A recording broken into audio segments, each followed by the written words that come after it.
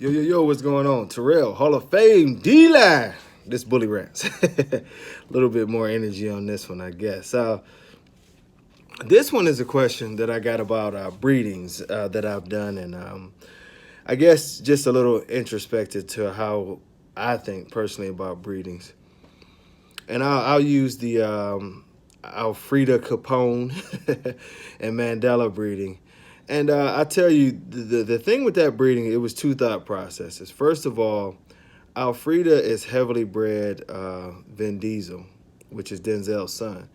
So she's heavily line bred. Her genes are very, very tight in there. And that might explain for her lack of size. You know, she's only about 45 pounds, but built like a block. Very short, very blocky, super muscular. So anytime that you see things starting to go towards the furthest limit that they can be as far as line breeding goes, you want to do what is commonly referred to as an outcross. My thing with outcrosses is this: I don't go to the extreme on an outcross. I've often believed in the 2/3 rule. You know, if you have 2/3 of a certain blood that you're trying to line breed, you're pretty much at a solid point. Once you go too much past that, you're running closer to inbreeding, and you start to see a lot more difficulties. So with this breeding, you know, it wasn't, you know, from the percentages that I could see on there, it wasn't like Denzel's blood was over 50%. It was close. It was pushing towards the line.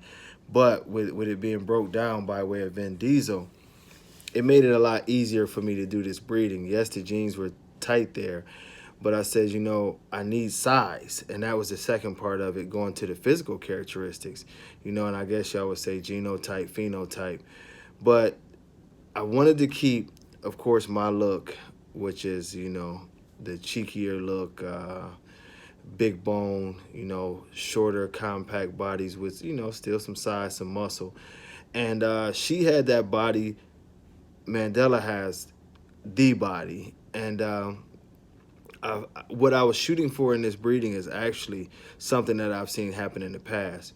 When you take Denzel's blood from two different avenues and you mesh it together, no matter whether it's grandkids or it's you know, his kids to each other, the blood actually gets bullier, it gets thicker, it gets bigger for whatever reason. I'm thinking maybe it's pulling from the Halley and Thug side of the family, to where, you know, something about it ignites. I've seen two smaller Denzel kids be bred together and produce 100-pound dogs that are more like Thug, but have the more facial appearance of maybe some of the Paco blood. And that's where I went at with this, where Mandela is actually just a grandson of Denzel and has some great blood on the other side with Bistro, and going back to Lock and Load and Homie, which, you know, if you drift it back, you'll get that Heartbreaker and Nemesis, which are some of my favorite dogs.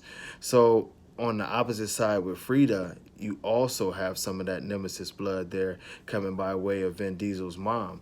So with this breeding, although you see two smaller dogs, and I mean, when I say that, I say both in the pocket class, with the combinations of the DNA pools, whether it be from pulling from Thug or whether it be from pulling from the Nemesis strains that are there, if you look at the sequence of the breeding, what I expect is actually going to surprise some people, because you'll see a lot more dogs that have the bigger features like Mandela than them actually bringing the size down with Alfreda. You'll throw a bigger dog, but the look will be consistent. Nemesis has a consistent look. If you look at Nemesis' face compared to Denzel's face, although Denzel has a little more of the lines with the wrinkles through the cheeks, they still had that cheeky look and the same type head shape. If you did a silhouette, it's a similar type of head shape, which all of the real edge dogs have. So, you know, I know that was a complicated me going all through the books, but that's sort of how I think about breedings. I think more towards the genetics than I do towards the physical characteristics. The physical characteristics generally help me in deciding about flaws and issues that I need to eliminate. So say, for instance, if one of them were Easty-Westy, which they're not, but that would let me know that I need to be looking through the pedigree to see what's the likelihood of the Easty-Westy gene either being eliminated or being compounded, and we have more issues with it. And the way that it would be compounded, of course, is if I found more and more dogs in that pedigree that had those Easty-Westy genes, you know. But it's the same thing with the positive genes, like I just told you about the size, the size that I want to add. There's a lot of dogs in there that have size, they have good structure that I want to add, and that's the way genes play. Genes play towards numbers. It's all an analytical game. The more you put into something, generally, the more you'll get out of that.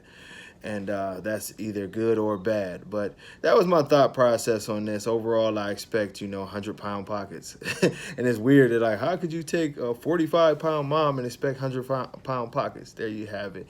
The genetics say that these dogs should be bigger. And, the genetics also say that they should stay somewhat short.